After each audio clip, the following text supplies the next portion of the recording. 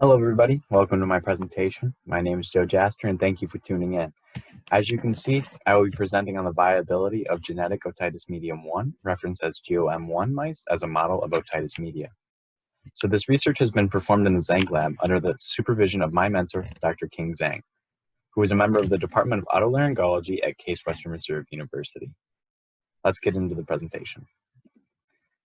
So obviously, if we are using mice in our experiments, they have to come from somewhere, right? Large-scale N-ethyl N-nitrosourea, or ENU, mutagenesis mutant programs have generated an abundant source of novel mutant mice with phenotypes that are valuable for systemic examination of gene function in humans. These mice also serve as disease models for studying the genetic pathways that underlie human genetic diseases.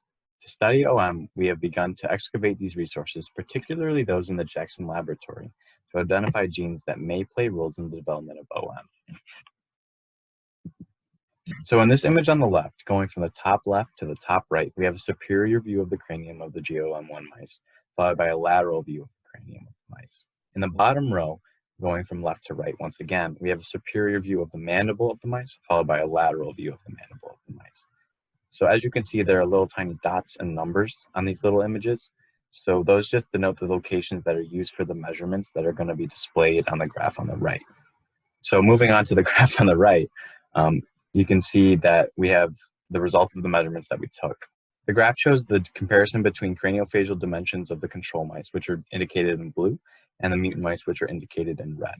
So we performed these measurements at the age of 2 months for every single mice. So we determined that the skull width, skull length, intercarthal, nasal bone, upper jaw, and skull height all differ significantly from each other from mutant mice to control mice.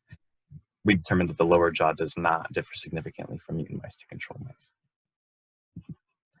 So we also performed a cross-section on 14 GOM1 mice, and we determined that every single one of them was afflicted with OM. The mice that we cross-sectioned ranged in age from 19 days to 10 months old, with the breakdown specifically being 5 months that were 19 days old, 5 mice that were 40 days old, 2 mice that were 6.5 months old, and 2 more mice that were 10 months old. We also determined that the heritability of OM was recessive. These two graphs demonstrate the impact that OM has by showing the drastically reduced cochlear microphonic response that GOM1 mice possess. We recorded all of the alteration, condensation, and rarefaction waves simultaneously.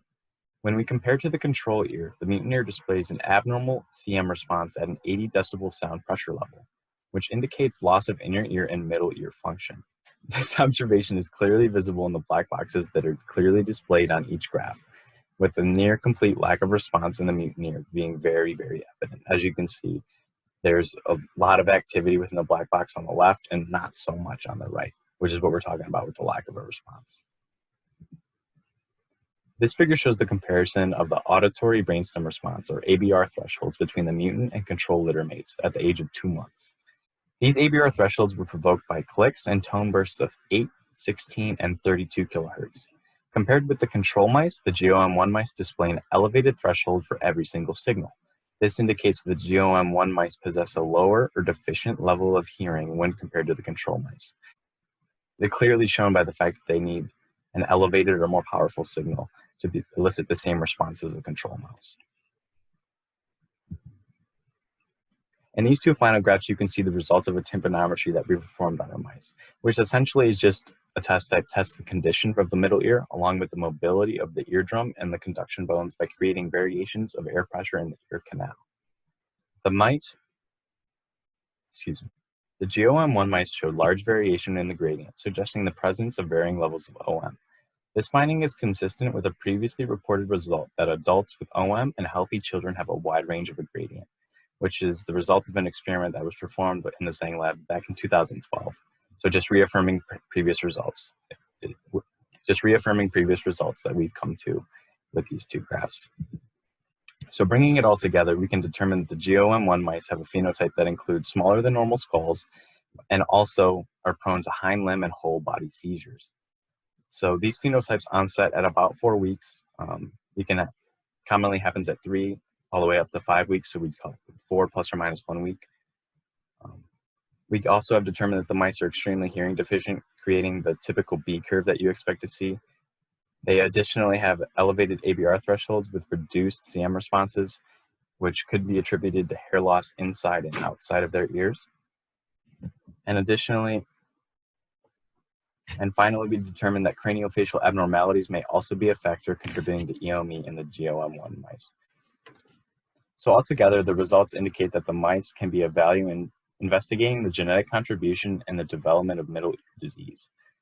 So that concludes my presentation. I would just like to take this opportunity to thank Source for giving me the opportunity to work with Dr. Zhang and putting me into contact with him and giving me the opportunity to learn everything that I have from him. I would also like to take the opportunity to thank Dr. Zhang for teaching me everything that he has and giving me the opportunity to do this research with him. As long as all these other names that you see here that contribute to all the research and help Dr. Zhang run his team, everything that they do is really amazing. I'm just so grateful to them. And on top of all that, I would also like to thank Case Western, because without Case Western, none of this would be possible at all. So I'm just very grateful and blessed to have this opportunity. So thank you so much for tuning in. I hope you enjoyed it, learned something. I hope you're not doing too bad with the whole situation that's going at home. Thanks. Have a great day.